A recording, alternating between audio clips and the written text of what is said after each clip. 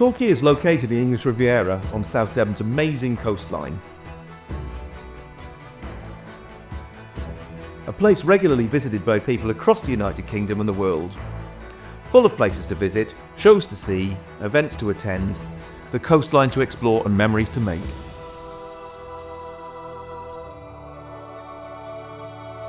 The Torquay landscape has changed many times over the years, but many buildings have stood the test of time, like the Mallock Memorial Clock, Torquay Museum, and connected very closely with the history of the Carey family, Torre Abbey. We start our film in the present day in Torre Abbey, a place where the Carey family resided from 1662 to 1930. A tourist couple is learning about the history and influence of the family in one of the many galleries of the Abbey. Just down the road, a brother and sister are walking on Torquay seafront towards the Grand Hotel. Now let's imagine that we have a time machine. We're going to travel back 100 years to 1920s Torquay. Take our brother, sister and tourist couple with us.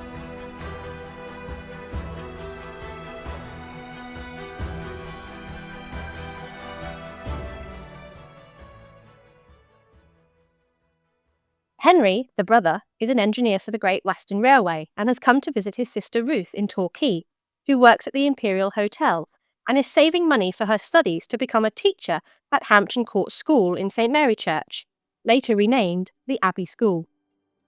Henry and Ruth have arrived at the Grand Hotel for tea. Henry is talking to Ruth about the latest developments in the South West Railway service, including news about extra services on the new timetable and the winter running of the so-called Saturday Honeymoon Express. The 3:30 out of Paddington was often used by couples who had just got married. Our visitors from Torre Abbey are now a wealthy couple from London who have been tempted to visit Torquay by the recent poster campaign by Great Western Railways, and the idea of acquiring the new suntan look popularised by French fashion designer and celebrity Coco Chanel. Walter and Marie are involved in the boat building industry and are staying at the Grand Hotel in Torquay, just across the road from Torquay train station. This advertisement in the local holiday guide says, "The Grand Hotel occupies the best and most convenient position on the seafront, commanding unequalled views of Torquay, the best equipped and most luxurious hotel in the west of England." After their tea, Henry and Ruth make their way to Torquay Pier to see the Torquay Regatta.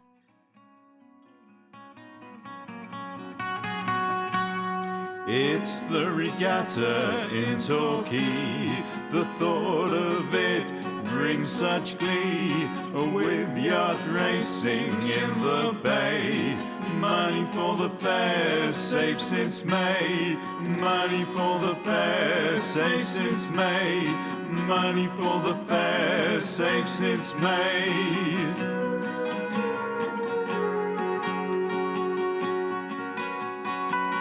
The yacht race must have been an incredible sight to see on the horizon as they made their way into Torquay Harbour, one of the highlights of Torquay's events calendar.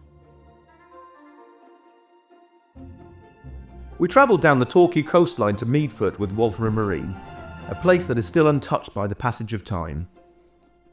Many wealthy people visited Torquay in the 1920s, including the Drews from Castle Drogo, who stayed in their holiday home Kilmorey House, which had amazing views of the Meadfoot coastline.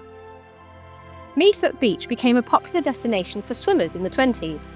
The Sphere magazine described the many beaches of Torquay as a free activity. It has a wider demographic appeal. Each of Torquay's 7 principal beaches boasted a special feature of advantage. From the safe paddling, 200 tents, chairs and refreshments at Torre Abbey Sands, to the all-day mixed bathing, with bathing machines provided at Livermead or Oddicombe that could provide for deep water swimmers and for families.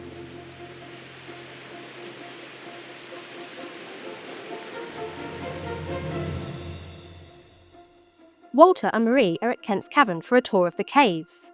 This advert from the 1920s describes the tour of the caves. Experienced guides conduct visitors through passages and grottos, illuminated to accentuate the colourful beauty of the caves. A vision of the past in the comfort of today. Hi, so my name's James Hull and I'm the General Manager here at Kent's Cavern. And this is one of the famous excavators in the history of Kent's Cavern. And this is Arthur Ogilvie, who was a curator at Torquay Museum. And in 1927 found the most important artefact here in the caves, which was of a human jawbone. What's fascinating about that jawbone, whenever we're learning about human origins and human species, the jawbone is always brought up as one of these artifacts.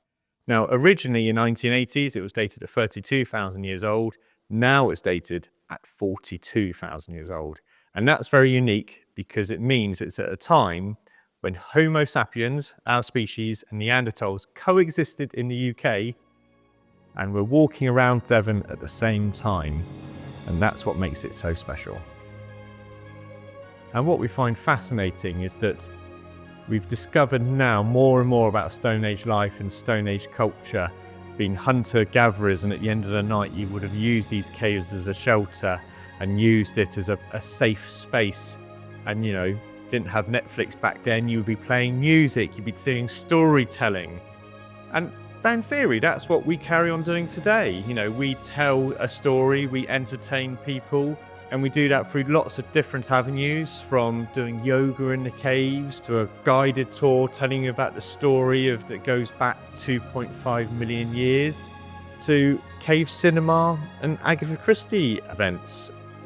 And of course, in December, we do our world famous Santa in the Caves. It does change this whole cave environment, and you go on this fantastic fantasy pantomime where you meet Father Christmas at the end.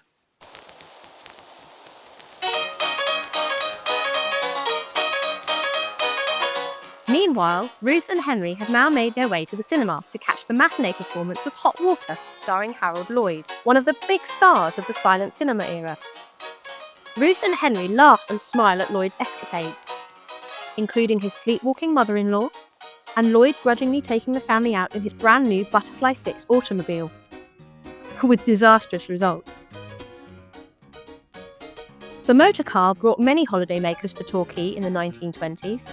A report in the Torquay Times in April 1927 termed that particular holiday period a petrol Easter, and there was surprise expressed at the sheer number of cars arriving in Torquay, and admiration for the novel achievement of one visitor who had driven all the way from Yorkshire in just one day.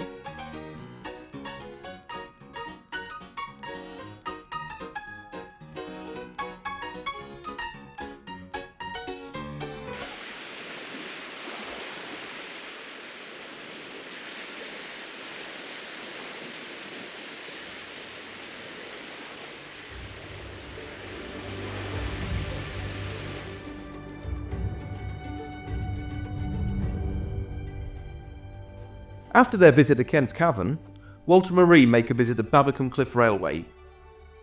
The railway was officially opened on the 1st of April 1926 by the Mayor of Torquay, who performed the opening ceremony with hundreds of people attending. The Cliff Railway gives easy access to Oddicombe Beach. Some people remarked that Oddicombe was Torquay's premier beach. 1,000 people used the Cliff Railway on its first day and 2,000 on the second day.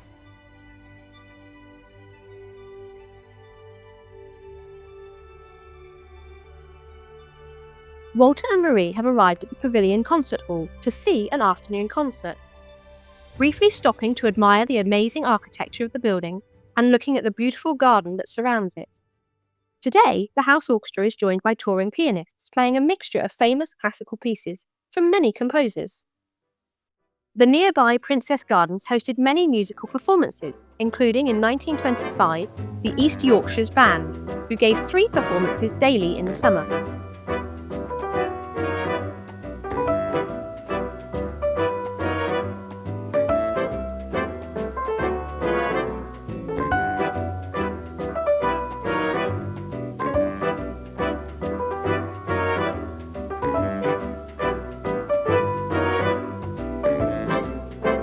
Walter, Marie, Henry and Ruth decide to spend the last day of their holiday break at the Torquay Historical Pageant that has been running all week. This historical pageant attracted an estimated 25,000 spectators.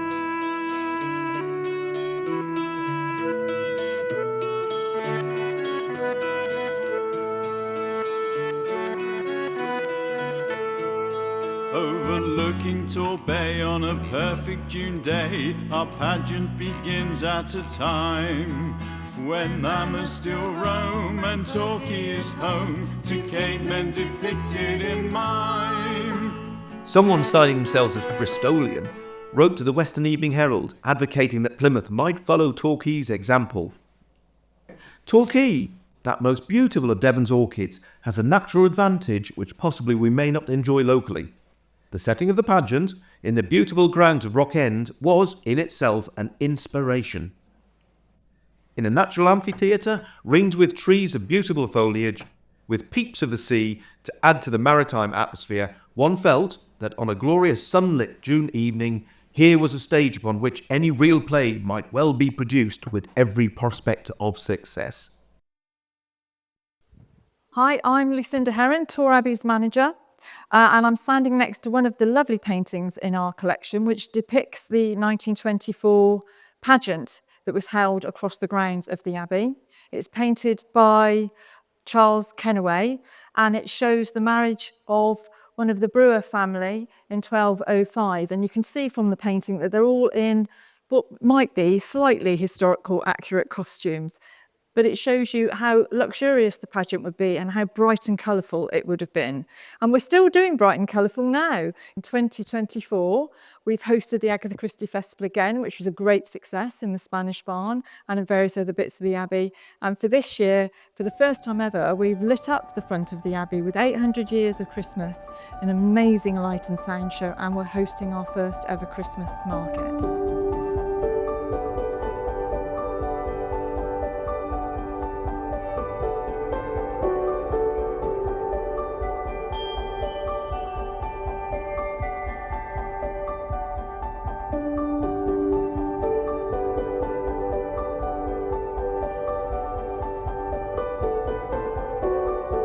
So my name is Martin Harris. I'm the Artistic Director at Unleashed Theatre Company. So the Royal Lyceum in the 1920s, that's an interesting question because it is the oldest theatre in Torbay. It opened as the Royal Lyceum in the 1880s, and Oscar Wilde appeared here, Charles Dickens appeared here, and throughout the whole of the Victorian and the Edwardian era, it was a functioning theatre where the D'Oyly Carte opera company appeared here regularly. By the time we got to about 1915 was the very first time that this building was used as a cinema, where Cecil B. DeMille's The Birth of a Nation was shown. Going into the 20s, it was a real old mix of showing films with silent movies, as well as burlesque, and quite a few famous people. I believe Stan Laurel appeared here. There are quite a few famous musical performers who trod the boards here. It was not until the 1930s that it was actually taken over by the Odeon, and then it became just purely as a cinema. What is fantastic, though, is that obviously since we've taken over 3 years ago, we've reverted back to a theatre. And so it's become, again, a vibrant place of live performance. But we do also have a retro film club. So in a way, it's very much functioning like it did in the 1920s. For their last evening in Torquay, Walter, Marie, Henry and Ruth decided to attend a dance class in one of the many dance halls. The Charleston, a social jazz dance, was highly popular in the 1920s and frequently revived. Characterised by its toes in, heels out, twisting steps, it was performed as a solo with a partner or in a group.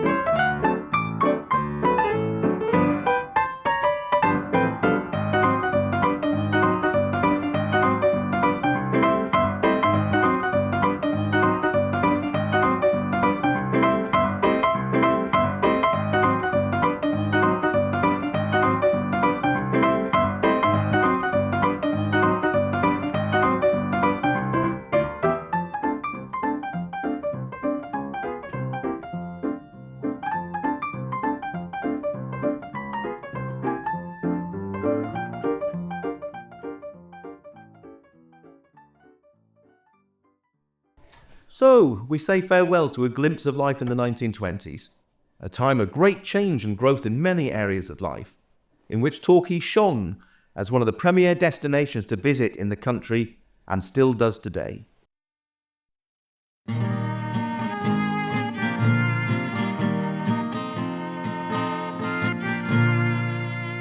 Along the seafront we take a stroll to tea at the Grand Hotel, soaking up the sun as we bowl along. It's all the rage, says Madame Chanel. There's a wonderful feeling of anticipation, the Great Western journey to Torquay Station. All the innovations simply make it the best. Come to Torquay on the honeymoon express. Breathe in the air at Meadfoot Beach, where the woods tumble down to the sea. Walk along the valley to old Kent's Cavern, immerse yourself in history. Have you visited Barbican Bay? A railway up the cliff is underway. It will carry us down to Oddicombe Sands. In your bathing suit you can top up your tan. If it should rain, though it's hardly ever seen, we can go to the cinema, enjoy the silver screen. We'll listen to the concert in the pavilion. Mr. Goss's orchestra is one in a million. Come and parade in the Princess Gardens. Come and